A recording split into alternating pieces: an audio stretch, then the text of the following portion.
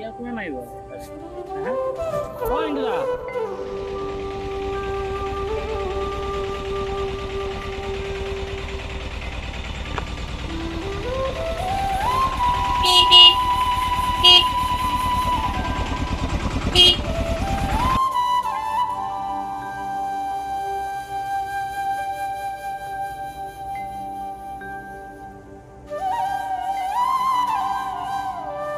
মোৰ নাম পম্পী বৰা।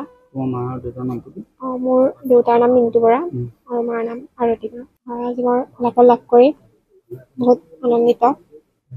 মই আশা কৰিছিলোঁ লাভ কৰিম বুলি। মই ভাল ধৰণে হৈছে, তাৰ বাবে মই ভাল লাগিছে মোৰ। তুমি প্ৰথমবাৰতে পাইছানে? নহয়, এইটো মোৰ দ্বিতীয়বাৰ। দ্বিতীয়বাৰ। মই 2024 বৰ্ষৰ ছেপ্টেম্বৰ মাহত অনুষ্ঠিত হোৱা ছেপ্টেম্বৰ আৰু অক্টোবৰত হৈছিলে, তেতিয়া পৰীক্ষা দিছিলোঁ। আজি তাৰ চূড়ান্ত ফলাফল ঘোষণা কৰা হৈছে। টকাও নিদিয়াকৈ এটা চাকৰি। হয়। কি ক'বা? হয়, এই ক্ষেত্ৰত মই নিজকে ভাগ্যৱান বুলি ভাবোঁ। লগতে মই চৰকাৰখনলৈও ধন্যবাদ জনাব বিচাৰোঁ। এইখন চৰকাৰৰ দিনতে কোনো ধৰণে পইচা পাতি নিদিয়াকৈ নিজৰ কষ্টৰ ফলত নিজে পঢ়া শুনা কৰি এটি চাকৰি বা কৰ্মসংস্থাপন লাভ কৰিবলৈ সক্ষম হোৱাটো এই সময়ত ডাঙৰ কথা। এই ক্ষেত্ৰত মই মুখ্যমন্ত্ৰী মহোদয়ক ধন্যবাদ জনাব বিচাৰোঁ।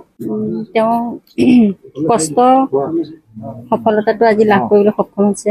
তেওঁ পৰীক্ষাৰ কাৰণে যেনেধৰণে কষ্ট কৰিছিলে তাই আজি ফলাফল সুখ্যাতি অৰ্জন কৰিবলৈ সক্ষম হৈছে।